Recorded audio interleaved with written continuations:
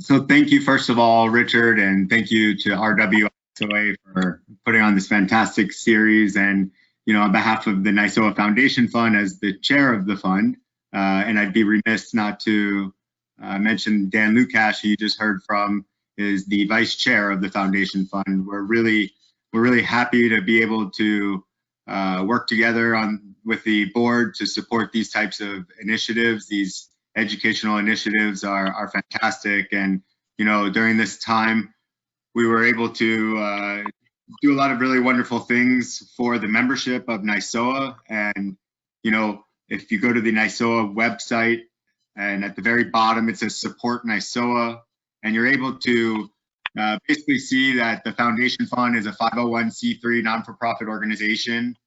We do accept donations. Any donation is greatly appreciated. This is sort of my Foundation Fund appeal as well, by sharing my time here to volunteer today to talk about handball, since we love that topic so much. But there's a document there where you can download the application form, and there's some instructions on how you would upload the intent to apply application for funding. As well, the contact information, NYSOA Foundation Fund at gmail.com. That's our email. And any donations can be mailed to the NYSOA Foundation Fund, care of Gary Huber. And his information is listed there on the NYSOA website. Dan, is there anything that you'd like to add about the Foundation Fund?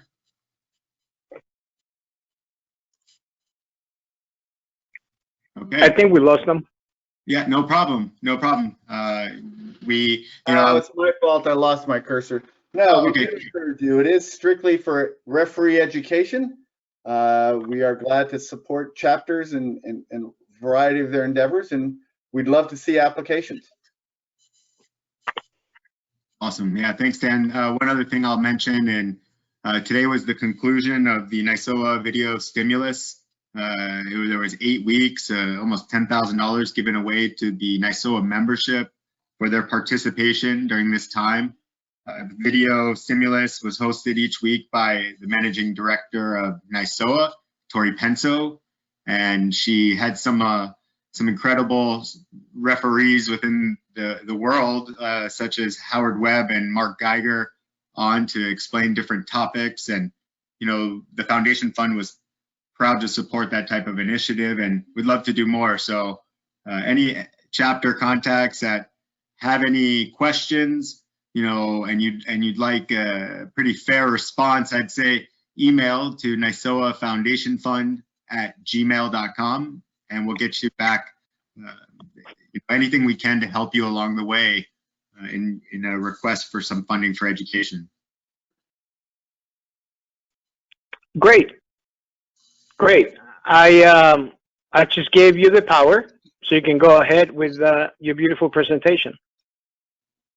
All right. Can you see there the IFAB laws of the game? Yes, you share in the comments as well. It is? Yes. Okay, just a second. So it's saying it's show the notes, the presenter notes? Yeah, we're showing the notes, yes. Okay, so maybe let's take another 30-second break here. And how do I share it without the notes? Show the screen. If you go down to the bottom on the right next to the size, bottom right. Got it. Okay. Still sharing the notes. How about now? You got it. You're the man. It's all yours. All right. Very good. Okay, great. So you want to tell everybody how we're going to do this? Yeah. So just a little bit of an intro on this is that let's say January of 2019, over a year and a half ago, I was fortunate in my current job with CONCACAF to participate in the Asian Cup. So I was able to spend 30 days where they were the Asian Football Confederation was implementing VAR for the first time in the competition. So David Elleray from the IFAB, the technical director, he was there, and this was at the same time as the law changes were in the final stage of revision. And I was fortunate to be handed a rough draft of the revision of the law changes, and saw some of the things that did not make it into the final ratification of the laws of the game changes. But what was great was the relationship I built with him, and then my wonderful boss, the director of refereeing at CONCACAF, Brian Hall, invited David Elleray last year, just prior to the Gold Cup, to come and present to all of the elite referees in CONCACAF.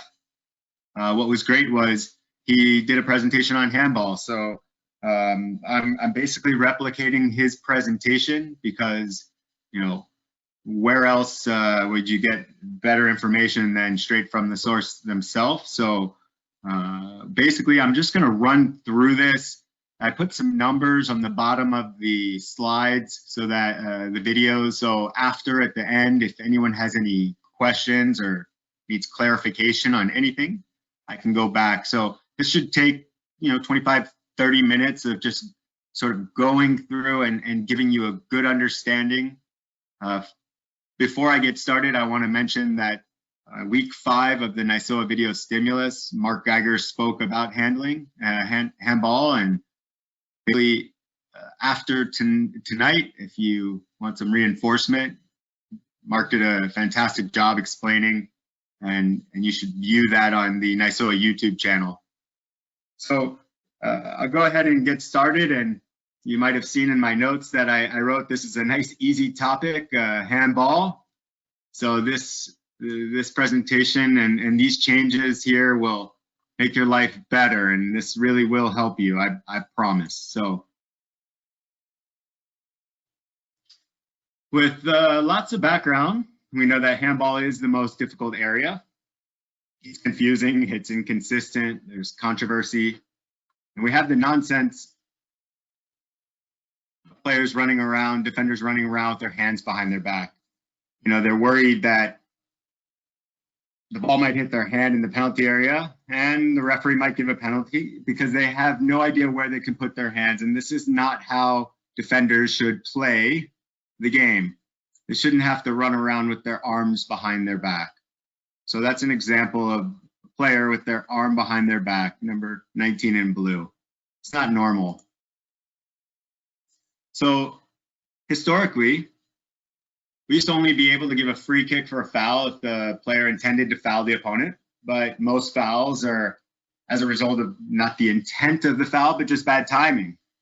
So here the law was changed, and if you challenge for the ball and you make contact with the opponent before the ball, it's a free kick. Offside used to be more difficult because you had to work out, was the defender influenced or interfered with mentally by the attacking player who was 20 yards away? So the change from the IFAB was from the mental to the physical. Does the offside player impact on the ability of the defender to play or challenge for the ball? So the IFAB is taking the same route with handball. They're looking now from going away from the intent to the outcome or impact. They've kept deliberate handball. But in cases where you don't know if it's a deliberate handball, most of the time now you're going to make a almost black and white decision based upon the outcome of the contact with the arm, all based on the position of the arm. So players have learned that if their arms are in certain positions, they take a risk. Basically, the IFAB is getting rid of natural positions because nobody could agree on natural positions. I get hit by the ball with my arms outstretched. The coaches on earlier today here, one of them might say that that's a natural position, and the other one might say it's not. So the IFAB has moved forward and is now basically saying, does the position of my hand or arm make my body unnaturally bigger? So this is what we call the natural playing silhouette. When I move around, my arms are by my side. They're not behind my back. They're not against my side. They're dangling down by my side moving. That's my natural, what we call playing silhouette. So as soon as I go from around my shoulder height and upwards, what am I doing with my arms? I'm making my body a bigger barrier. And why am I doing it? Make it more difficult for the ball or the opponent to get past me. So I'm making my body unnaturally bigger, and when I do it, now I'm taking a big risk as a player. And that way is a simple concept here. So we're saying if you keep your hands up, there's no reason for a player to have their arms up there. You try and jump tomorrow morning with your arms above your head, you can hardly get off the ground. So they're not there to help players jump. So we also know that in certain situations, if the ball comes off a player's body, you can't always get your hand out of the way. So that shouldn't be handball unless your arm is in a wrong position. We also know that when a player falls down, if I fall over now, as I'm presenting to you now, I can't fall down without using my arm. So what do? I naturally put my arm down on the ground to support my body. I don't put it out in front of me to support my body, but I put it down towards the ground, largely between my body and the ground for support. So now if the ball hit my arm, that shouldn't be handball. So football doesn't accept a goal scored off a handball, even if it's accidental. It doesn't accept people getting control of the ball after it hits their hand or arm and then scoring. So these principles we're putting into law, and here's the wording of the law. So we're keeping deliberate handball. So clearly any act where the hand or arm moves toward the ball, changes position of the ball, that's a deliberate handball.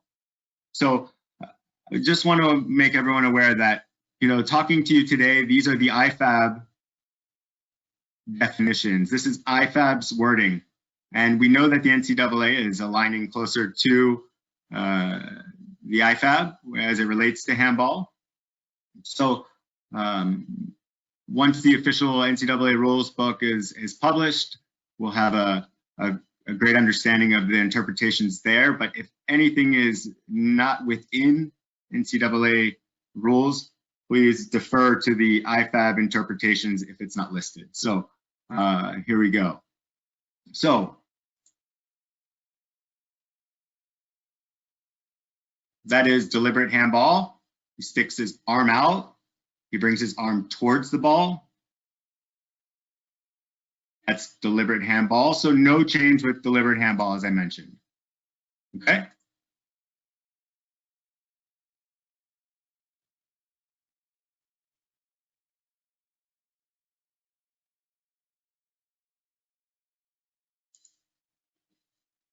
Okay, so in all other cases where you don't know if it's deliberate, as I mentioned before, or where it is clearly accidental, you now apply these new criteria.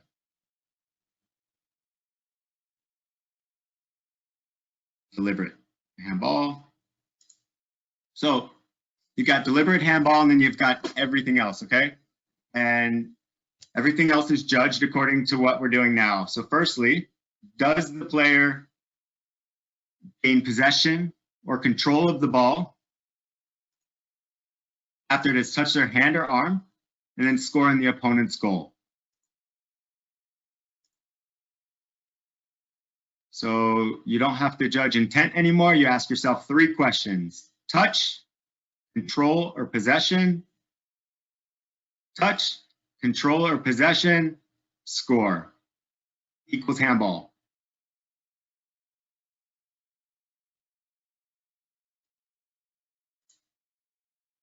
So was there contact? Did the player then have control or possession? Was a goal then scored? Handball 100% of the time. And this is what the players and coaches want. So you ask yourself as it comes across: contact, control, or possession, score, 100%, handball every time. Contact, control, or possession, score. So hopefully at this point your life is better, and hopefully you're happier. Okay, so secondly, touch. Controller possession creates a scoring opportunity. Now, a broad goal scoring opportunity, not a clear dogso, but a spa around the edge of the penalty area. So, an opportunity to score a goal. What happens? Touch, controller possession, opportunity to score.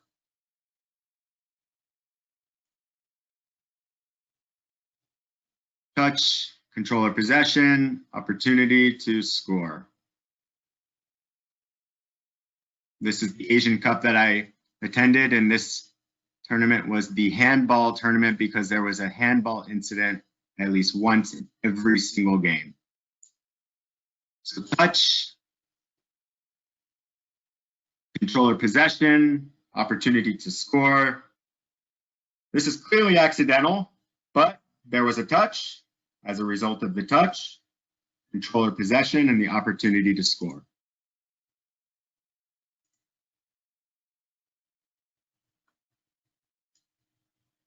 Okay.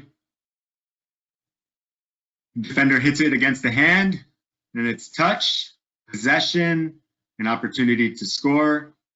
Touch the hand. Touch the hand there again.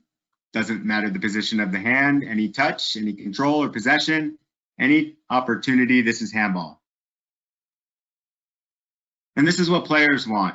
We've seen this in the World Cup. It's clearly accidental, came off his own body. It doesn't matter. Touch, control or possession, opportunity to score.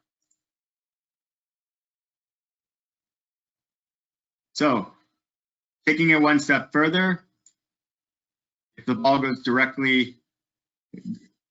goes into goal directly from a hand or arm, it's always handball. So here, Neymar, his hands are in a natural position for the head. The handball is accidental, but if it hadn't hit his hand, the goalkeeper would have saved it. The referee disallowed the goal, and the whole football or soccer world accepted it.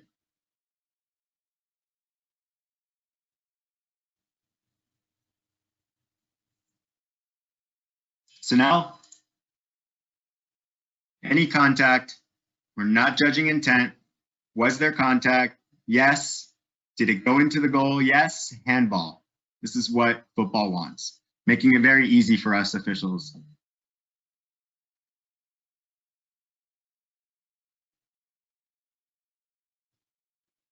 So you just have to see if there was contact. Was there a goal? Handball. There is contact, possession, scored, handball, contact, possession, great job to score, but it's a handball. So apart from Law 11, and I emphasize this again, this is the only area of the laws of the game where we make a difference between an attacking situation and a defensive situation. So this is only in relations to attacker scoring or having the opportunity to score in the opponent's goal. This is what football wants.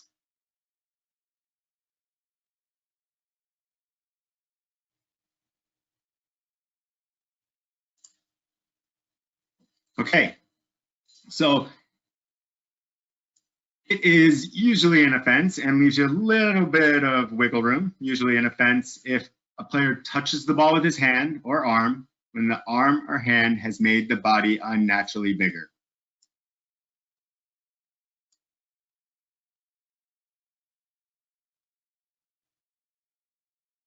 So here, arm stuck out, he has made his body unnaturally bigger.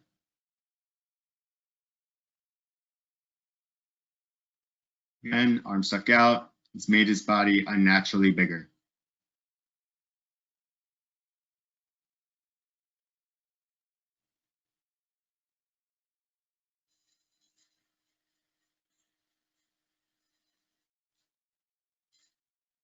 Okay, so the important thing here is in the wording, has made, and I make that in capital letters, has made, not deliberately made.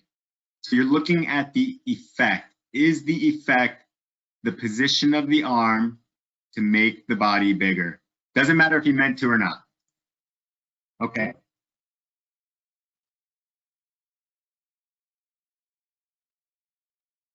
Probably deliberately, anyway. Okay. But that has made his body an unnaturally bigger barrier. So if the hand or arm is above or beyond the shoulder level, the player, he is taking a risk.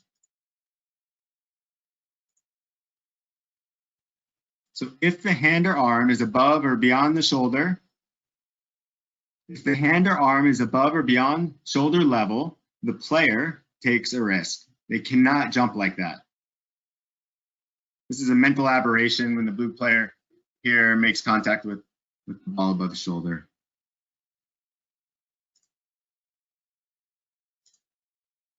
And another one, why is he jumping here? Again, they're jumping to make their body a bigger barrier to stop the ball going towards goal. This is always handball.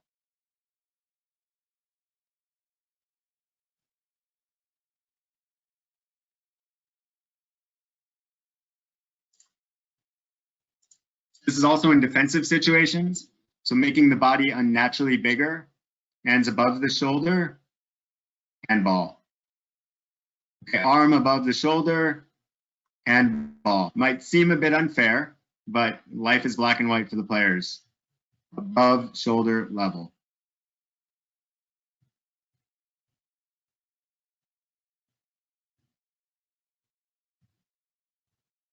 So the only exception is when the player is deliberately playing the ball himself, as I mentioned earlier.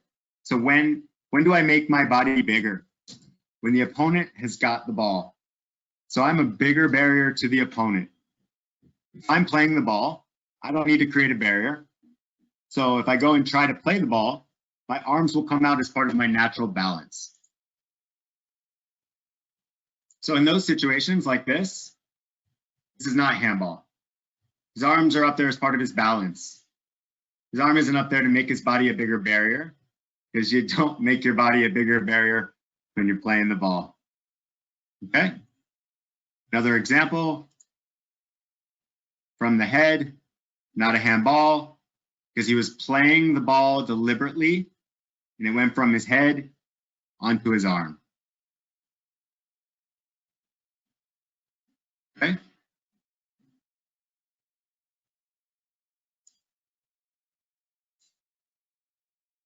Okay, not handball. His arm went out as part of playing the ball here. If it hadn't touched his foot, but gone straight onto his arm, then it would have been a handball. So let's look at this again. He doesn't touch it with his foot, but he sticks his arm out as the ball is going past, and he's creating a bigger barrier. When he's playing the ball, hold on a second, let's play this again. You'll see here that the arms will go out as part of playing the ball with his foot. His arms, then he moves his foot towards the ball there. His foot goes and the arms come out. So they weren't put out as a barrier, they were put out as part of his balance. So this is not handball.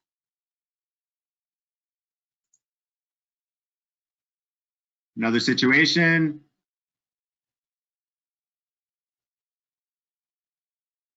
She falls over, and as a result of falling over here, the ball hits her on the hand. It's not there as a barrier. The arm went up as part of a motion of playing the ball. This is not handball, all right?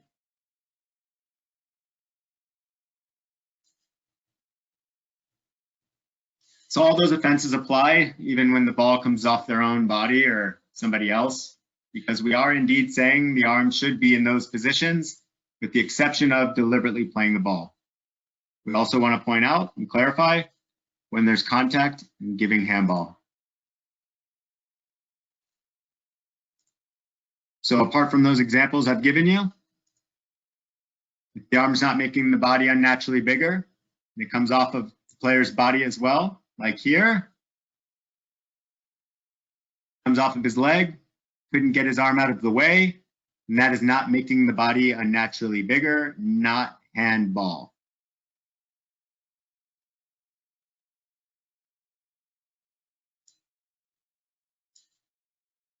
Okay, comes off of another player who's close by. He's not making his body unnaturally bigger, not handball. Off the head, straight on the hand. Hand is already there. He's not making his body unnaturally bigger, not handball. Okay, comes off of the goalkeeper here onto the fullback's arm. Can't get out of the way. His arm is in a natural position, a normal position. His arm is in a normal position there, not handball.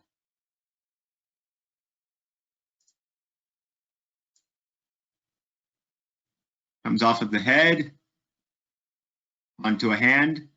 Hand is not making the body unnaturally bigger. Boom. No chance to get the hand out of the way. You know, it's a typical sign when the ball touches the hand and you take it away straight away. That means you didn't want to touch it. So this here is not handball. They're allowed to have their hands by their side, arms by side. Didn't have a chance to get his arm out of the way, not handball. Here, arms in a natural position, not handball.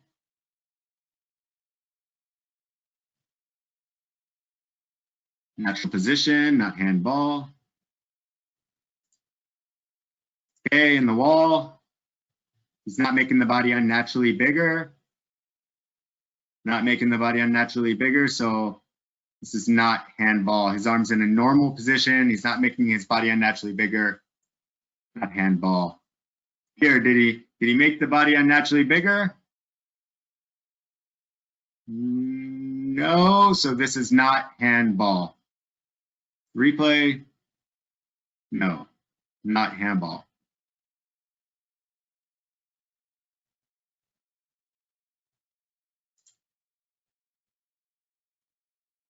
Okay, when a player's falling, the hand or arm is between the body and the ground to support the body. So if it hits that arm,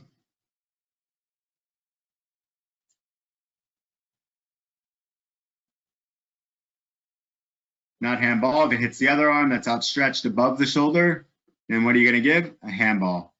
The arm above the shoulder is there to make the body unnaturally bigger as a barrier.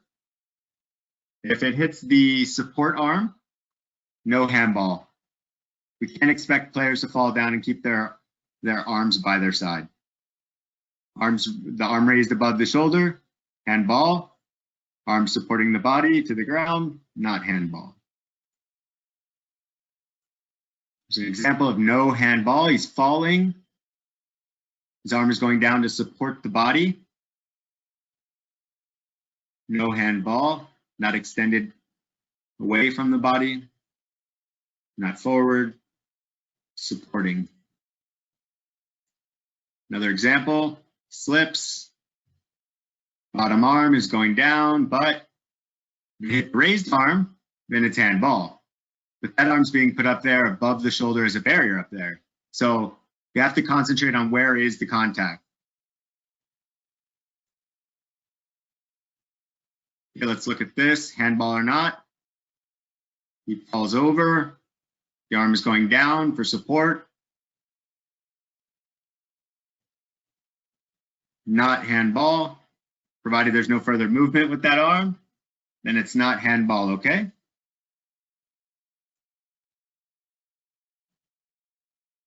But if they extend their arm away from the body to make their body unnaturally bigger after they've fallen or as they're falling, then that is handball, because then they're no longer using their hand or arm for support. Okay, so what's he done? He's extended his arm here. His arm is there not to support his body, but he's moved his arm away from his body to make his body unnaturally bigger. Okay, so now you have to concentrate with these. Here's another one.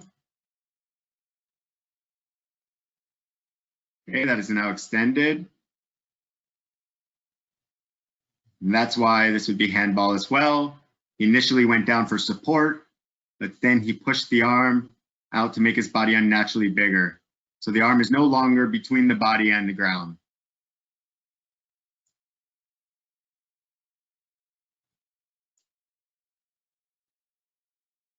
So, in a way to summarize, arm by the side of the body, the ball touches it. If the attacker gains possession, scores, or has a chance to score, always handball. But in the same situation with the defender, not handball.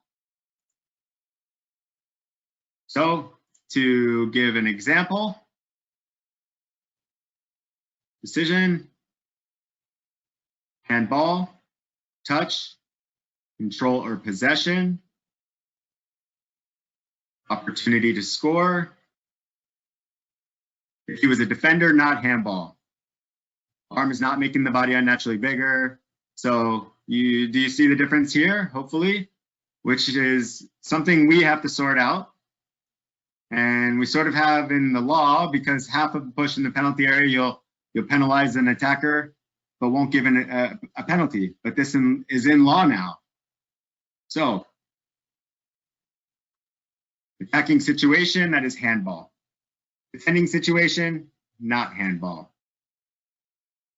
And I hope you think that that is one of the biggest changes that will make your lives easier out on the field. This, you know, that this is making the gray area of handball go to much more black and white. So, sorry, one or two things with handball, just to confirm. If the goalkeeper handles a deliberate kick from a teammate or throw in from a teammate, you give the indirect free kick, and there's no disciplinary sanction. So the decision here, play on, he kicked it and handled it. This is regarding handling offenses by the goalkeeper.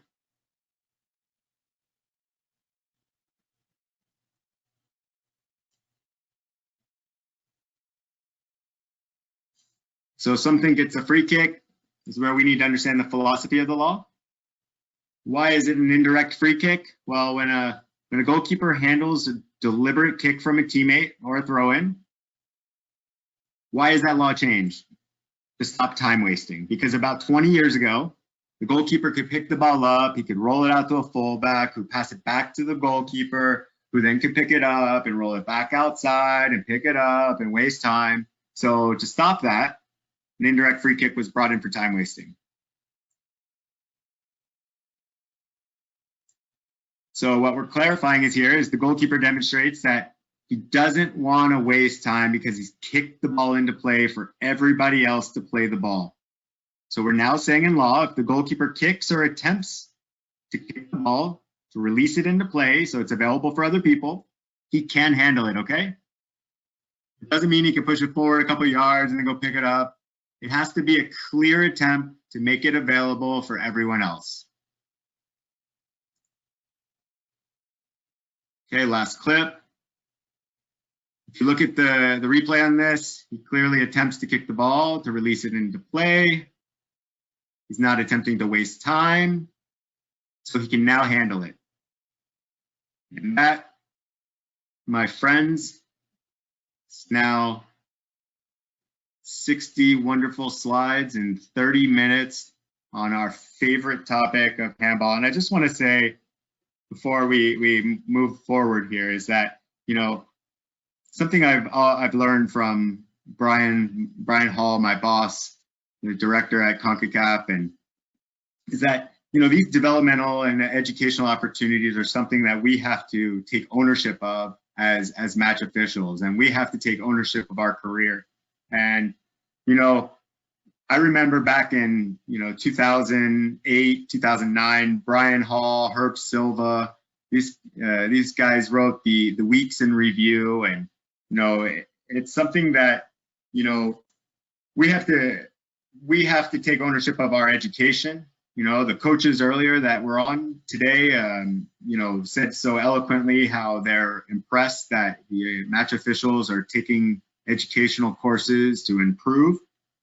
And hopefully this means that you've taken the time to go through to the NYSOA YouTube channel to reflect on the video stimulus each week and learn from some of the most relevant people in this game on the differences between spa and dog-so, between handball, from everything from dog-so and spa and tactical fouls. So really, you know, I remember as a young referee, you know, always listening to those podcasts when even Paul Tamburino and Brian Hall were doing, and Alfred Klenitis, and reading the directives every week and being a student of the game. So I implore you all to take these opportunities, take ownership of your career. And, you know, thank you again to RWISOA for the opportunity today to share with you our favorite topic, handball. Great, but you're not done. We have about 200 questions.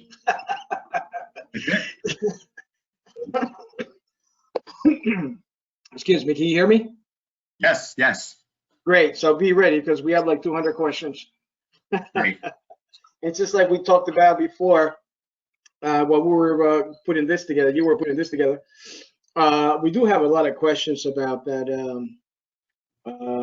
that handball and with the distance, and you know, do you want to go through that slide first and then we open up for the questioning, because we have a lot of questions, like 50 questions on that.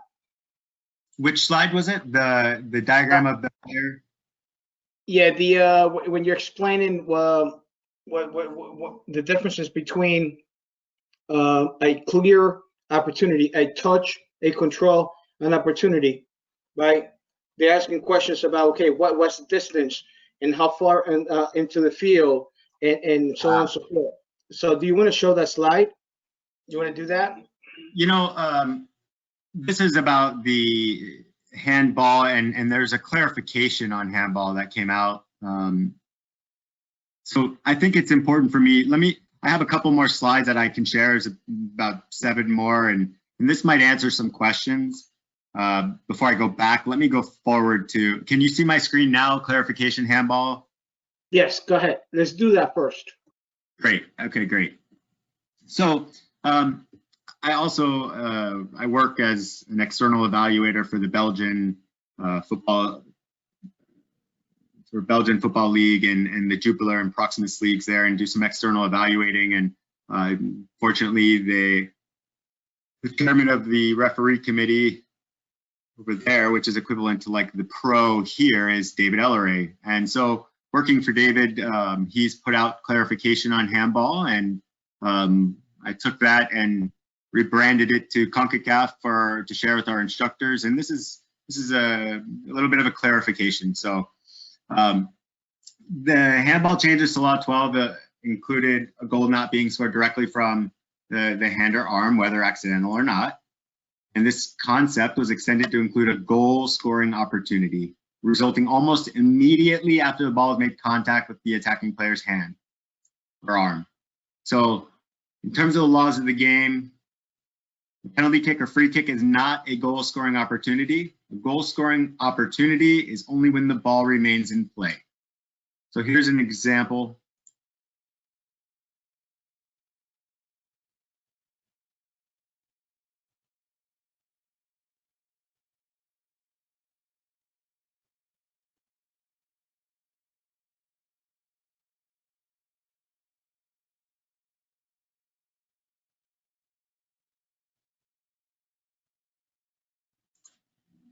So the spirit and intention of Law 12 needs to be clarified. If the ball touches the attacking player's hand or arm and then goes to another attacker, and the attacking team then immediately scores, it's a handball offense, whether deliberate or accidental. So contact, opportunity to score, handball. Contact, controller possession, opportunity to score, handball.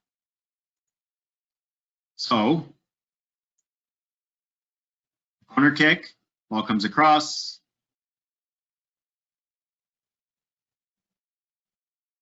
Watch the replay.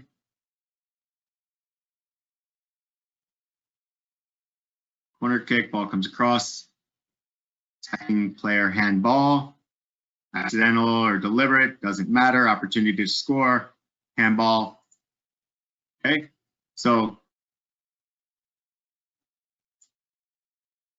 now it is not an offense if after an accidental handball, the ball travels some distance and there's a clear interval between the handball and the goal or goal scoring opportunity. And here's a good couple examples. So it's not an offense if the ball accidentally touches a defender's hand or arm in the penalty area, and the player then sends a long pass upfield, which scores or creates a goal scoring opportunity. It's not an offense if a player accidentally handles the ball and then runs some distance with the ball, or there are several passes before the goal scoring opportunity arises. So in this instance,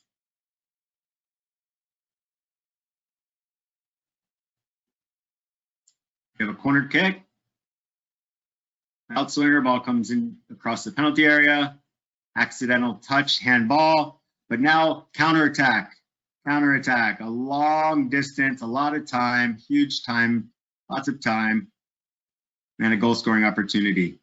Was that a handball? No, so we have the long interval there.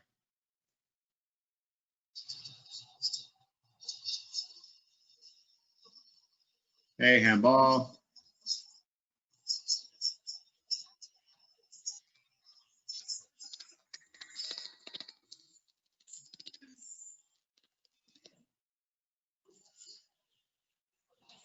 Accidental touch. Opportunity to score.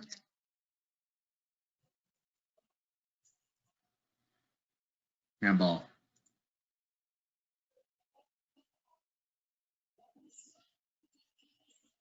Accidental touch. Couple passes.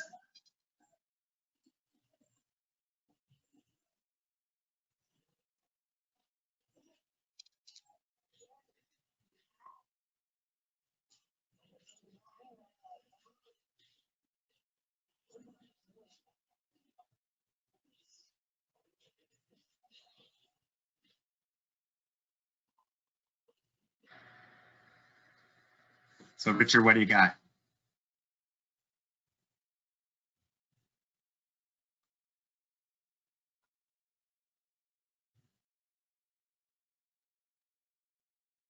Did I lose you there? No, I got you. Go ahead. Sorry.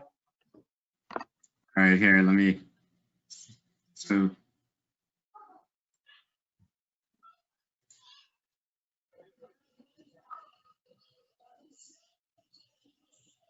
There's the accidental touch, a pass. Is this Richard, my friend, putting you on the spot? Here's the accidental touch.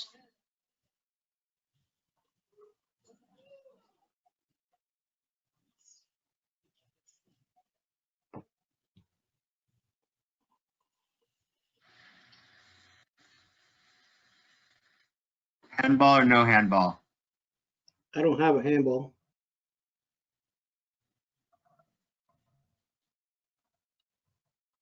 I don't have a handball. I need to play it back. It looks like there were multiple touches going backwards. Right. So here, let's focus on the yellow player with the ball in and around the penalty area. Is this an immediate opportunity? Right there. After the handball. So give handball. No. No handball.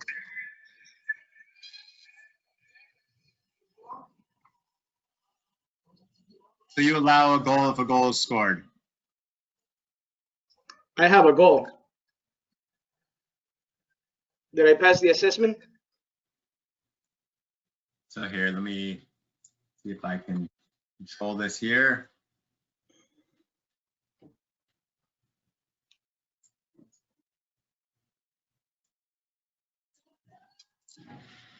Sorry. Okay, there's the accidental touch.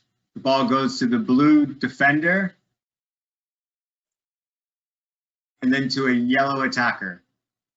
had the ball gone from the blue defender to another blue defender, and then to the yellow attacker, then you could almost reset. But this here is more of an immediate opportunity.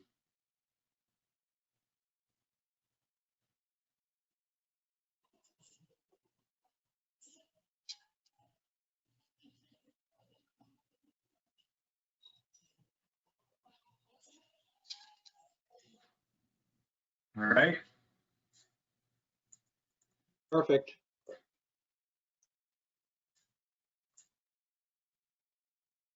Okay, so those are the clarifications on the ball traveling some distance and being a clear interval between the handball and the goal scoring opportunity. All right, great. Now we can open up for some questions. Zach, are you ready? Absolutely. All right, let's get him in.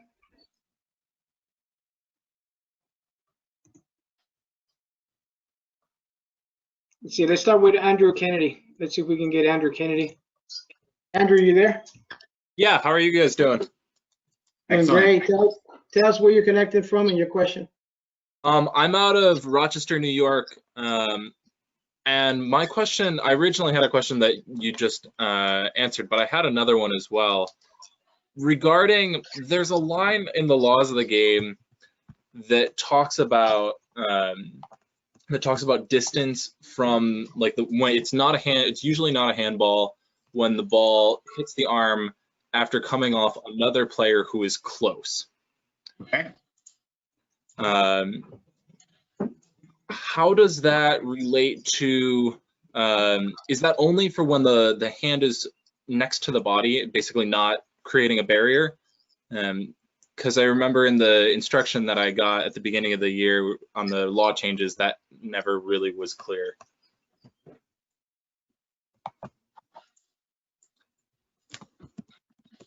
Okay, let me see if I understand your question correctly. So you're saying, is there a measurement of distance in terms of the decision for handball? So what I got, it broke up on me here. Let me see. I'm gonna pull up the laws on my own. Do you have a video that we can review, Andrew? You have a video number that we can review? I don't. I'm sorry. It was. So I'm looking at the laws right now, and it's saying that it is usually an offense if the ball touches a player's hand or arm when it's unnaturally bigger, and then it says the above offenses even apply if the ball touches the hand directly from the hand or body, including the foot of another player who is close.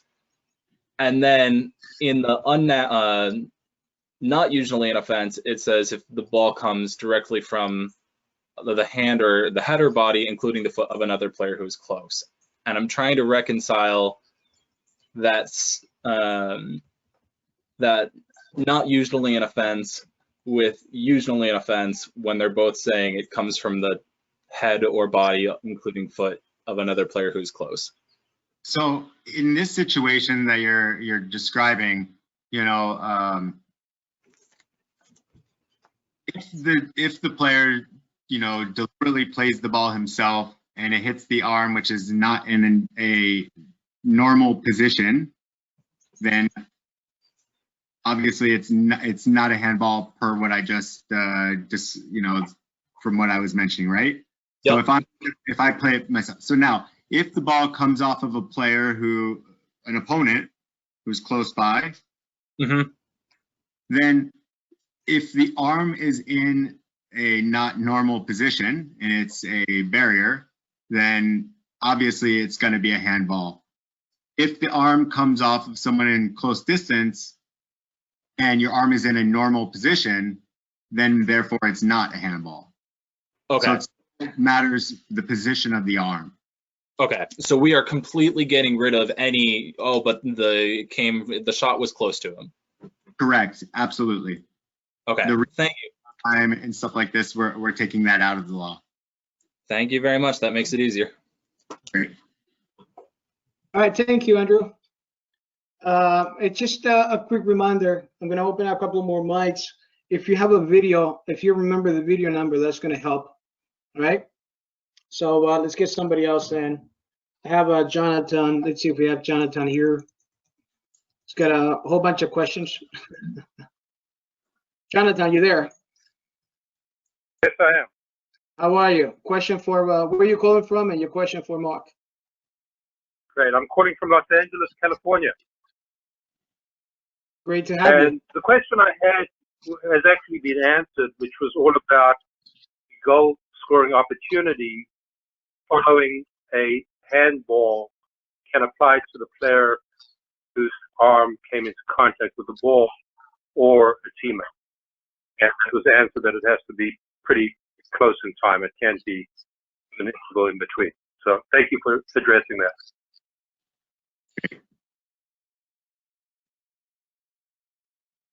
That was good. We answered that question.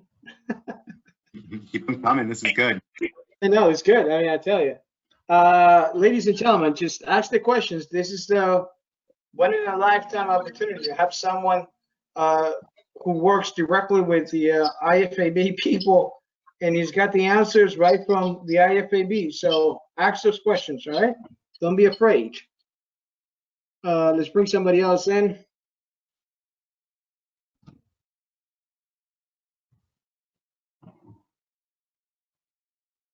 The internet is a little bit slow, so Richard, Yeah. can I mention something before you take the next go call? ahead.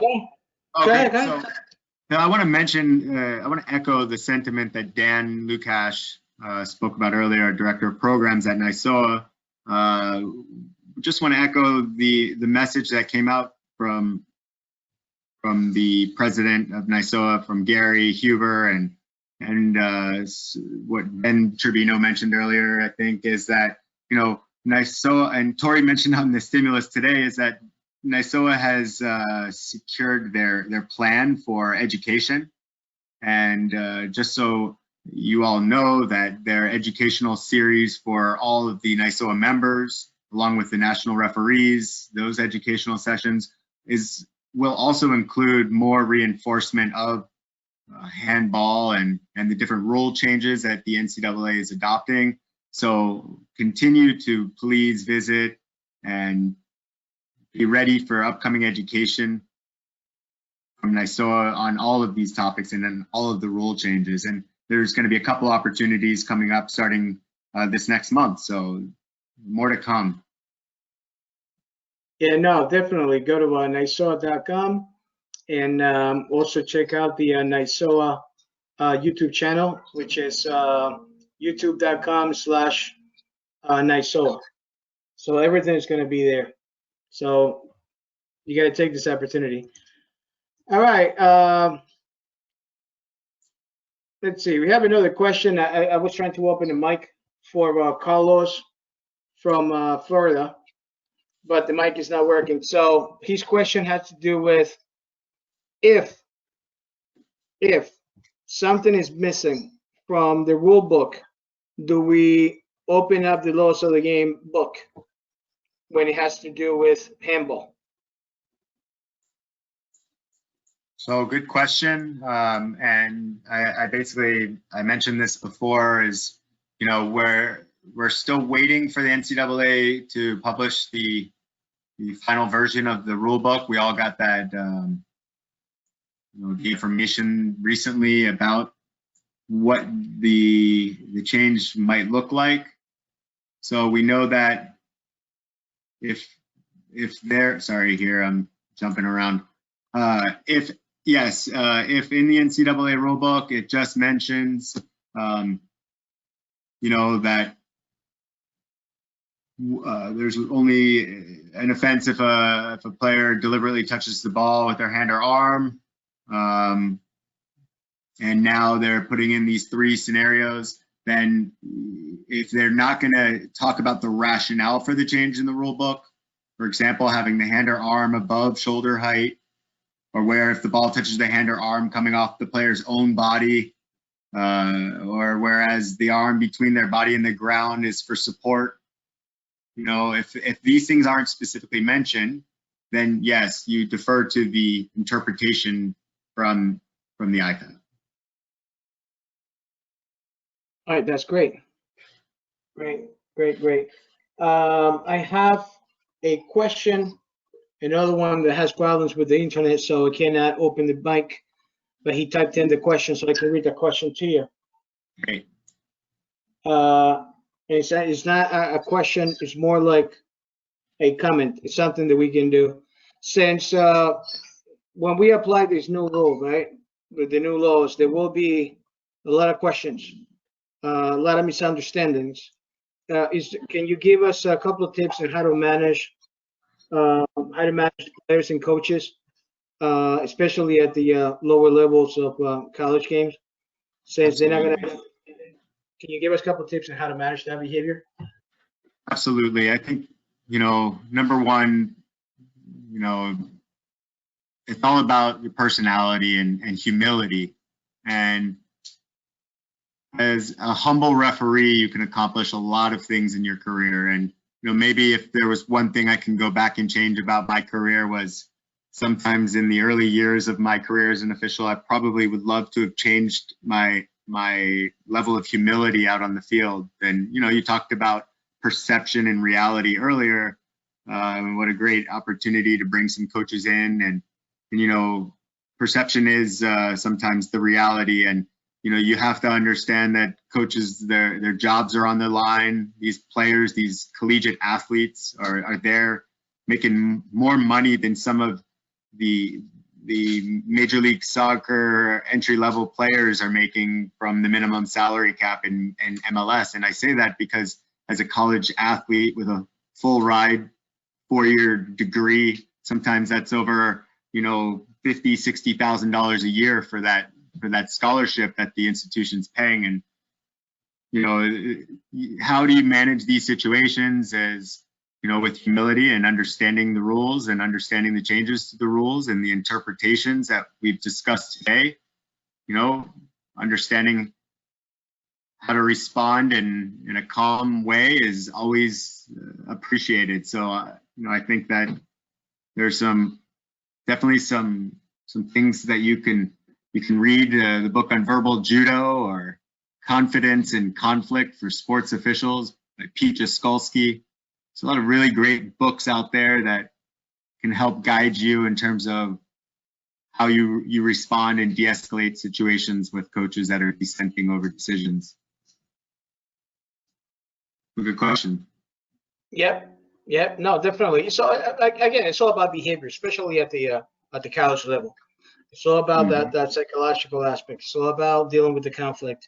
Even when you're right, the impression is that you may be making the wrong call, especially because of the level of refereeing. We have different levels of referees within the college level, right? Within the college. So it's some sort of, it's kind of expected to have a not so great referee, and then the week later you have a good referee. So that consistency is a problem, right? And now NYSO is doing a great job trying to bring all the referees up to the same level, at least to minimum standards, which is great because we didn't have that in the past. So yeah, I agree. Yeah, we all need to at least know the basics. But one thing that we need to start working more individually as referees is about our behavior and our understanding of someone else's behavior, so we can change that behavior when we have to, and to manage our own behavior, to understand what we're going through at that moment, so we can read somebody else's emotions and trying to manage that emotion. That's key, especially at the college level. So when we have new rules and big changes, like we had a couple of years ago with offside, now we're handling. It's going to be another big one where when you have two situations where the ball hits a player's leg and pops right up, and it hits the arm in a natural position. If that player happens to be a defender, there is a no call. Now, if you put that player on the opposite side of the field, and that handball creates a clear goal opportunity, now we have to call the handball. Right. So at the same situation, but just two different in two different parts of the field, and yes, we have two different outcomes. So now we're going to be forced to actually manage behavior and work with our, work with our teammates and communicate much better. So do we have anything coming out of NYSOA?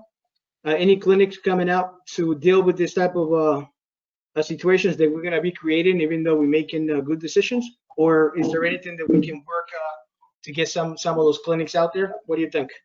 Yeah, absolutely. NYSOA has a great repository that a lot of high-level clinicians and a lot of high-level assessors have been putting together during this time. And over the past 4 or 5 months, some of your high-level MLS assistant referees, and such like that are big-time NCAA officials and NYSOA officials, the national NYSOA officials have put together a lot of different types of presentations regarding, communication and, personality, game management, different things.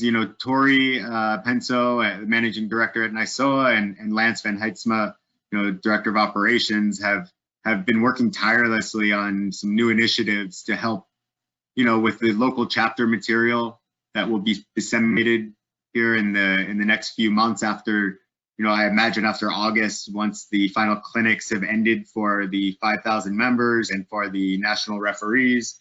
This level of continuing education is just phenomenal, and NYSOA has really stepped up its game and really doing a lot to invest in the educational endeavors.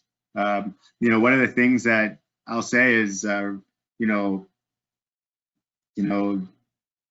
the opportunity is up to all of you to take advantage of those resources, and I challenge each and every one of you to participate. Take the information, try to hone in on your craft.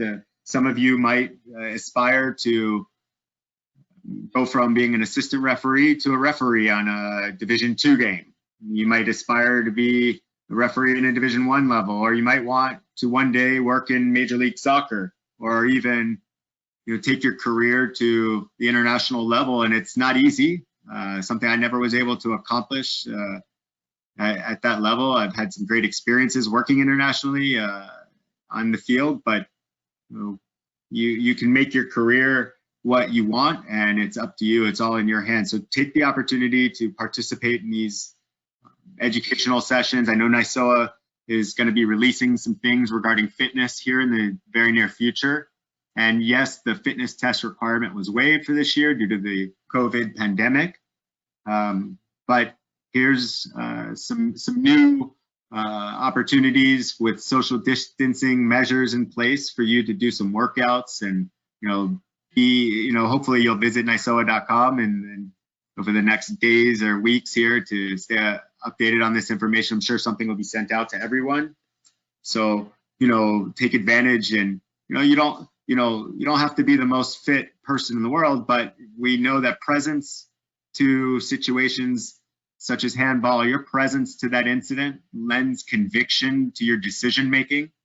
So this is something you've covered before, I'm sure, here. So fitness is important, and your education is important, so take advantage of it.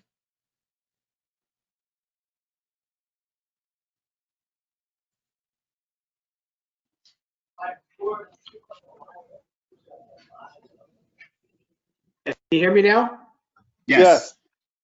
I lost you there for a moment. I'm sorry. I apologize. We have a horrible weather in upstate where I'm from, and it keeps going on and off. The internet is crazy. I just brought in Brandon. Do I have you, Brandon? No?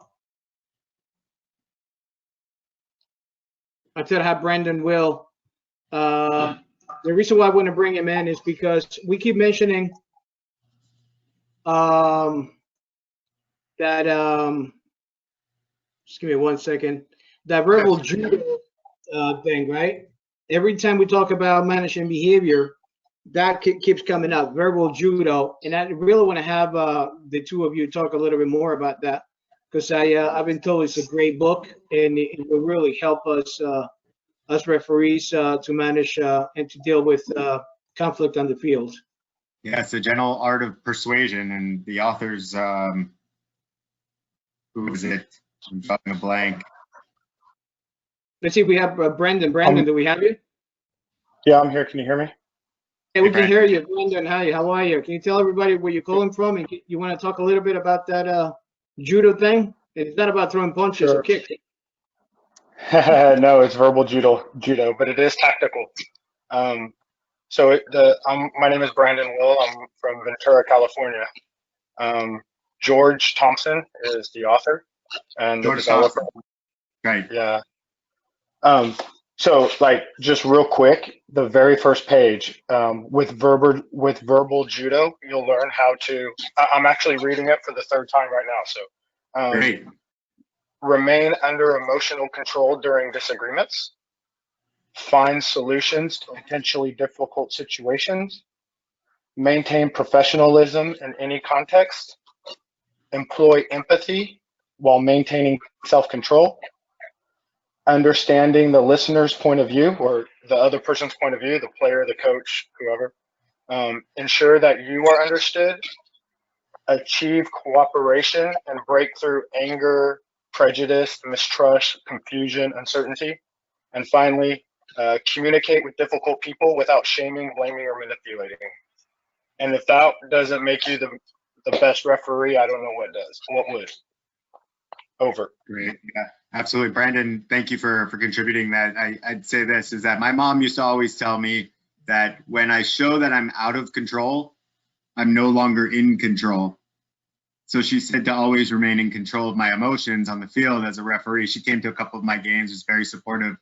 So yeah, verbal judo right up the alley. And even there's another book that I firmly believe in, and quite frankly, my children in the school that they belong to, this is one of the principles of their educational philosophies. And I used to work for the Veterans Hospital, and I was fortunate to take the 7 Habits of Highly Effective People training by Dr. Stephen Covey. And that is also under the same sort of foundations as verbal judo. And, you know, there's a mixture of these books that really do help you, like you said. So congratulations for reading it for the 3rd time.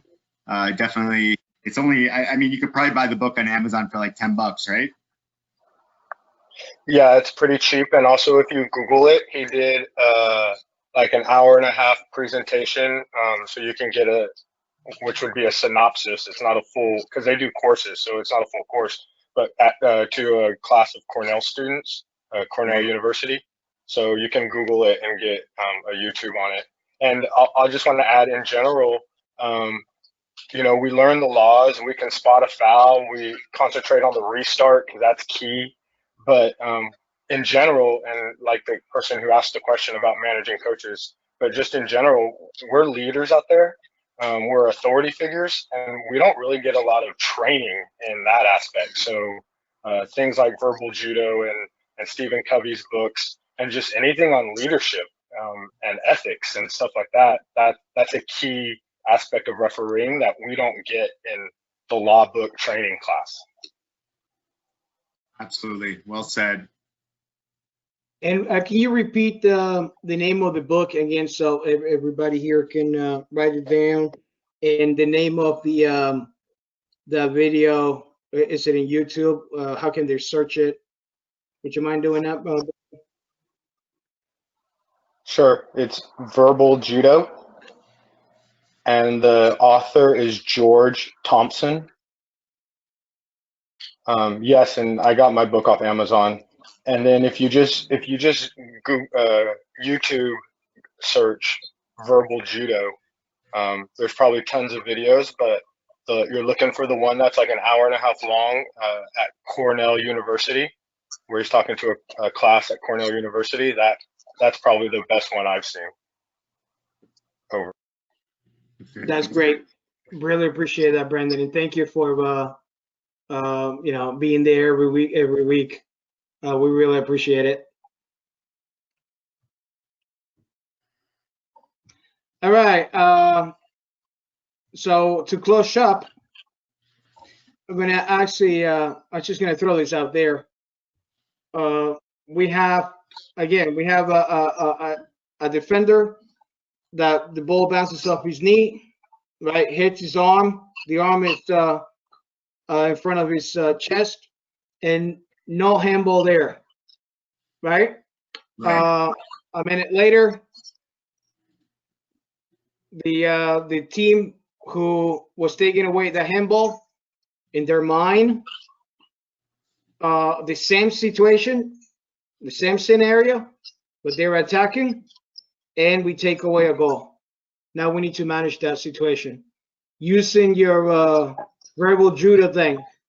I'll let Mark try now, and then I'll let Brandon try next, and we close up with that. Mark, you want to give it a shot?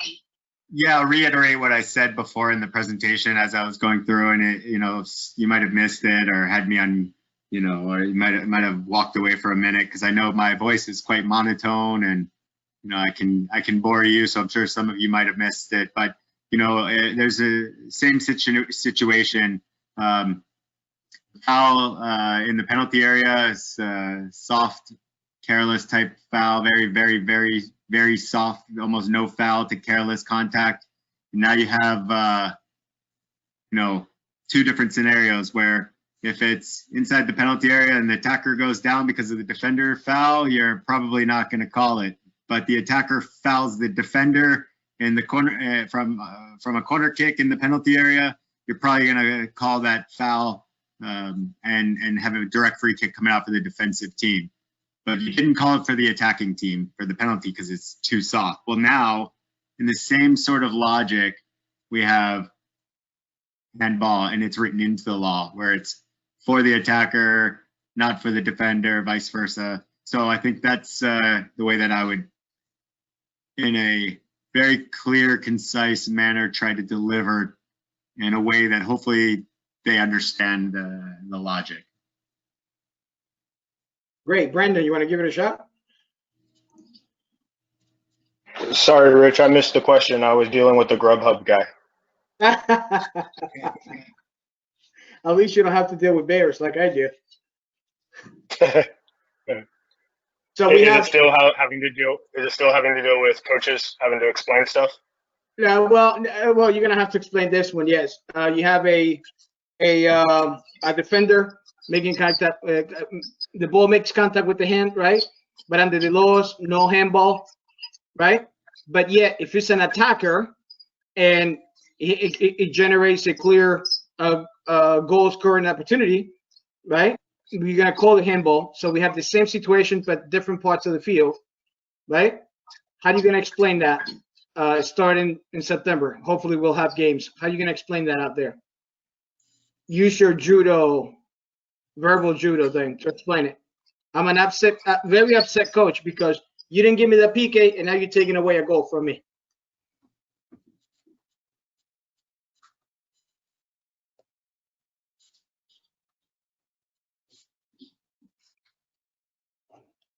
Do we have you, Brendan?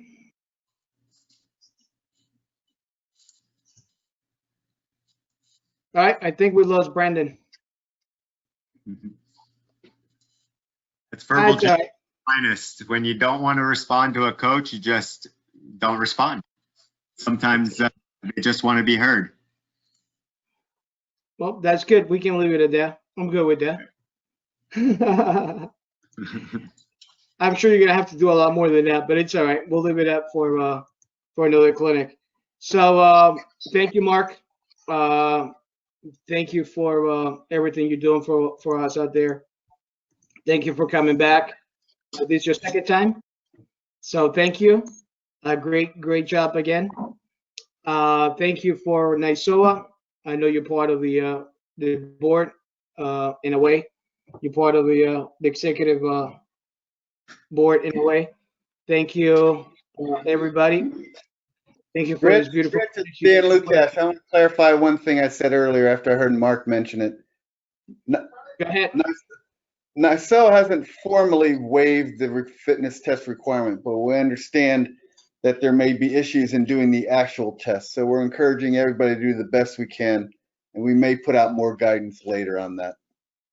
but we understand you may not be able to do the formal tests because of the group gathering. Just wanted to clarify that. Thanks. Hey, no, that's perfect. Perfect. That's why you came in today, to clarify little details like that one. It's a good thing though, because that way my members won't be upset when I tell them you still have to take the test. RWISO referees, they're still gonna have to take the test. Once they open up, we'll take the test. If the players are ready to play, RWISO referees have to be ready to play. I'll leave it up to all the chapters to figure it out. But we already made our decisions. If we have games, we need to be ready for the game. So we'll figure it out how to do a fitness test. So that's from us. Again, Dan, thank you. Thank you, Mark. Thank you, everybody that came in today. We had another beautiful clinic. A lot of good information out there.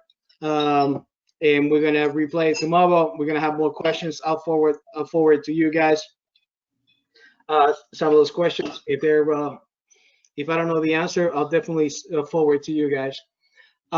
Next week we're gonna have a surprise guest speaker. We'll announce that Wednesday. Well, we're gonna have Ryan coming back. He's gonna give us a presentation on the differences between violent behavior 1, violent behavior 2 versus fighting. And Manny Ortiz Jr. is gonna stop by to say hello. NYSOA Hall of Famer and past NYSOA president and so on and so forth. Also elite college soccer referee assigner. We're going to talk a little bit about the ECSR NYSOA partnership in COVID-19 and how we're going to be dealing with stuff. So that's next week. Let's not forget Huntington's Disease Awareness Month. 2 more days, but you need to go to OSI, buy those HD wristbands and wear them throughout the year. All right, they're cheap anyways, and we're gonna replay, like I said before, we're gonna replay today's webinar tomorrow at 3 p.m. at our Facebook Live at our page RWISOA.referees. So once again, thank you, Mark. Thank you, Dan. Thank you, Ben, Brian, Tyler, Alfio, and everybody else. Thank you for another beautiful educational night. Thank you, NYSOA. Have a good one. We'll see you next week. Thank you, Richard. Congratulations on such a great series. Really appreciate all your hard work. So thank you. We appreciate that. Thank you for the support.